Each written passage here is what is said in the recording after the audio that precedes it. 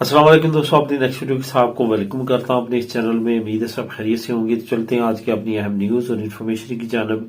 सबसे पहले जो अहम इन्फॉर्मेशन है वो आप लोगों के साथ शेयर करूंगा। स्पेन इमिग्रेशन कानून पास होने से रिलेटेड जो है, इसके साथ साथ अरागो सोशल के बारे में कुछ बात करेंगे। उसके बाद इंग्लैंड की स्पेन को वार्निंग और यूरोपीय यूनियन भी इसमें शामिल हो चुकी है। इस पर बात करेंगे। बिजली का बिल सबसे कम कौन सी कंपनी जो है उसका अगर कॉन्ट्रैक्ट आप करते हैं उसके साथ तो आपको आएगा। इस पे बात करेंगे। स्पेन मैरिज सर्टिफिकेट के बारे में कुछ अहम मालूमात जो आप लोगों के साथ शेयर करूंगा। ताज़ा तरीन अपडेट्स क्या हैं स्पेन मैरिज सर्टिफिकेट की, इस पे बात करेंगे वीडियो के आखिर में। तो दोस्तों, जो आप लोगों के साथ में आज मैं कमेंट शेयर करूंगा, जो लिंक शेयर करूंगा, वो आपको जो मिलेंगे नीचे डिस्क्रिप्शन में, जो आपने क्लिक करके खुद रीड करने हैं। उसमें इंग्लैंड की स्पेन को वार्निंग और यूरोपीय यूनियन का उसमें शामिल होना।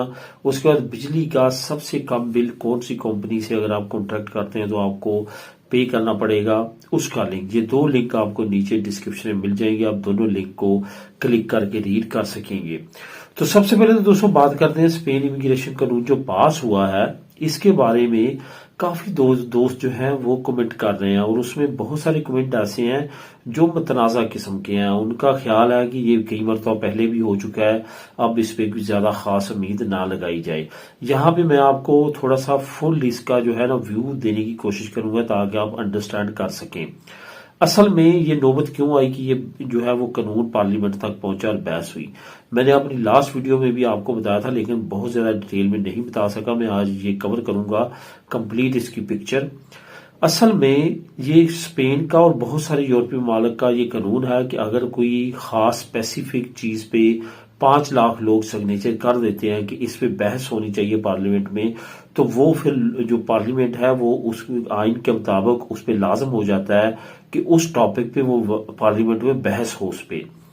अब यहाँ पे जो सिग्नेचर किए गए कि इलीगल इमिग्रेंट को स्पेन में लीगल किया जाए, वो 5 लाख की बजाय 6 लाख लोगों ने सिग्नेचर कर दिए। अब पार्लियामेंट में लाजम था आइन के मुताबिक कि वो इस पे बहस करे। अब बहुत सारे लोग ऐसे हैं वो ये समझते हैं कि बहस ही हुई है, कुछ नहीं और हुआ, लेकिन ये स्टेप आगे बढ़ा है। बहस होने के बाद वोटिंग भी हुई है। और मैंने आप लोगों के साथ जो पहली मरतबा जो शेयर की थी न्यूज, उसमें मैंने आपको कहा था कि नीचे लिंक है, ये जो मैं सारी बातें कर रहा हूं, अब वहां पे जाके जो ऑफिशियल वेबसाइट है वहां पे जाके पढ़ सकते हैं। तो लेकिन बहुत सारे दोस्तों ने वो लिंक तो पढ़ने की जहमत नहीं की, लेकिन कमेंट किया है कि इस तरह पहले भी बहुत मरतबा होता रहा है, ऐसा ख्वाब ना देखें, ये इमिग्रेशन ओपन नहीं होगी।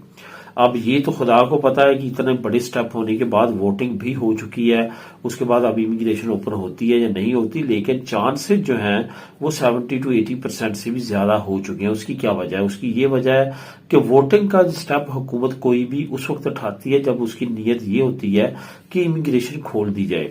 इसमें एक तो ये चीज है। दूसरी बात यह है कि पसोई की हुकूमत की बहुत ज्यादा कोशिश है कि इकोनॉमिकली मुल्क को स्टेबल किया जाए। इस वक्त जो सबसे बड़ा मसला है स्पेन के साथ पूरी यूरोपीय यूनियन में, वो है बेरोजगार लोगों का। इस वक्त अगर आप डाटा निकाल के देखेंगे स्पेन का, तो यूरोपीय यूनियन में सबसे ज्यादा बेरोजगार लोग स्पेन में हैं। और सबसे ज्यादा जो नौजवान है, जो 18 साल से 30 साल की उम्र के दरमियान है, वो भी सबसे ज्यादा बेरोजगार जो है वो स्पेन में है। तो यही वजह है कि स्पेन चाहता है कि अपनी उस कैटेगरी को इम्प्रूव करे। और 5 लाख के करीब लोगों का, नए लोगों का सहूलियत सोशल में शामिल होना, काम करना, टैक्स पे करना, ये हुकूमत की इकोनॉमी की बूस्ट के लिए काफी मुफीद रहेगा। तो ये सारी चीजों का हुकूमत को पता है और वो इस पे काम कर रही है।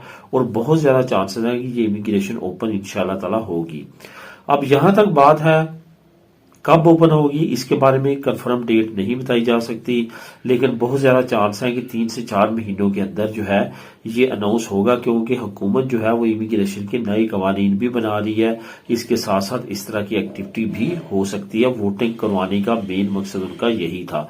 और वोटिंग में आपने देखा कि जो हमेशा से इमिग्रेंट्स के अगेंस्ट है पार्टी, उसी ने सिर्फ वोट अगेंस्ट दिया है, यानी कि 33 उनके मेंबर हैं, 33 अगेंस्ट वोट पड़े हैं। इवन जो पेपे है जो वोक्स का साथ देती है हर मरहले में, उन्होंने भी इसकी फेवर में वोट दिया कि इलीगल इमिग्रेंट को लीगल होना चाहिए।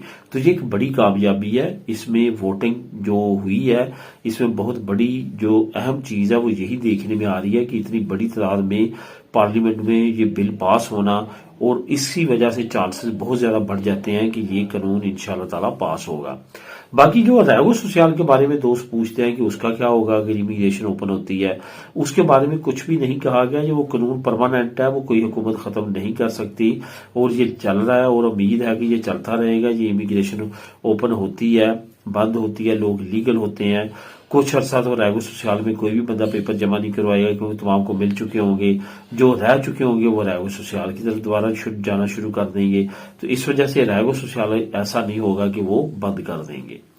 इवन रैगो फार्मासियोन, रैगो लिबराल, रैगो फैमिलियार जो एक परमानेंट कानून बन चुके हैं वो कानून जूं के तूं रहेंगे। अब दोस्तों बात करते हैं इंग्लैंड की। स्पेन को वार्निंग, यूरोपीय यूनियन भी इसमें शामिल हो चुकी है। असल में इंग्लैंड ब्रेक्सिट के बाद जो है वो यूरोपीय यूनियन से अलग हो गया है। वो इसी तरह जैसा एक थर्ड कंट्री है। अब यूरोपीय यूनियन के अंदर स्पेन है और ना सिर्फ यूरोपीय यूनियन में बल्कि शेंजन स्टेट में भी स्पेन जो है उसकी अहम कारकर्दगी है और अहम जुज़ है, अहम जो है वो मुल्क समझा जाता है शेंजन में। अब हुआ क्या है कि जबराल्टर जो कि इंग्लैंड के अंडर है और एक छोटा सा हिस्सा स्पेन का उन्होंने काट के एक अलहदा टेरिटरी यूके की बनाई हुई है। वहां पे एक एयर बेस है जो कि स्पेन दावा करता है कि वो स्पेन का है, इंग्लैंड दावा करता है कि वो इंग्लैंड का है। अब यूरोपीय यूनियन में जब तक थे उस वक्त तक यूरोपीय यूनियन दोनों को कहते थे कि यूरोपीय यूनियन एक ही सरजमीन है, इसमें लड़ने की या लड़ाई की बात नहीं है। पहले कई मरतबा पहले स्पेन और इंग्लैंड के दरमियान इससे का मसले मसाल बढ़ते रहे हैं। अब दोबारा से ब्रेक्सिट हो चुका है, दोबारा से स्पेन का मसला वो पहले की शिद्दत से ज्यादा जो है वो सामने आया है क्योंकि यूरोपीय यूनियन जो है उससे अलहदा होने के बाद इंग्लैंड एक अलहदा मुल्क बन चुका है, वो यूरोपीय यूनियन की टेरिटरी का हिस्सा नहीं है। इस वजह से काफी ज्यादा जो है इसमें मसले मसाल बढ़ रहे हैं और यूके ने वार्निंग दी है स्पेन को कि वो उस एयर बेस से पीछे रहे वरना मुज़ाकरात पे असर पड़ेगा और अगर स्पेन ने कुछ इस तरह की एक्टिविटी करने की जरूरत की तो वो बिल्कुल भी फिर निगोशिएशन की तरफ नहीं आएंगे। तो इस तरह की धमकी के बाद अब स्पेन की तरफ से क्या रिस्पॉन्स आता है, क्या इस वार्निंग का जवाब आता है, इसके बारे में तो आने वाले वक्त में मजीद वाजे हो जाएगा जब स्पेन की तरफ से एक स्टेटमेंट आएगी। बहरहाल हालात जो है वो खराबी की तरफ जाते हुए नजर आ रहे हैं। अब दोस्तों बात करते हैं कि बिजली का बिल सबसे कम कौन सी कंपनी जो है उसमें आप कॉन्ट्रैक्ट करवाएं अपनी घर की बिजली का, शॉप की बिजली का, तो आपको कम पड़ेगी। आप काफी दोस्तों के ये कमेंट आते रहे हैं पिछले दिनों में कि क्योंकि बिजली का बिल अब कोरोना वायरस के बाद बहुत ज्यादा बढ़ चुका है, हालात काफी ज्यादा जो है टाइट हो चुके हैं। जहां पे बिल जो है वो 30-40 यूरो आता था अब वो डबल के करीब आना शुरू हो चुका है। यही कंडीशन जो है वो बाकी बिलों में भी है, लेकिन बिजली की खासी महंगी होने की वजह से जो है वो बिल काफी ज्यादा बढ़ चुका है। अब यहाँ पे मैं आप लोगों के साथ शेयर करना चाहूंगा एक लिंक जो मैं नीचे आपको दे रहा हूँ, लिंक नंबर 2। आपने उस पर क्लिक करना, वहां पे तमाम कंपनियों के रेट जो आपसे वो चार्ज करेंगे और तमाम कंपनीज के वार्ड्स हर चीज वहां पे डिटेल के साथ दर्ज है।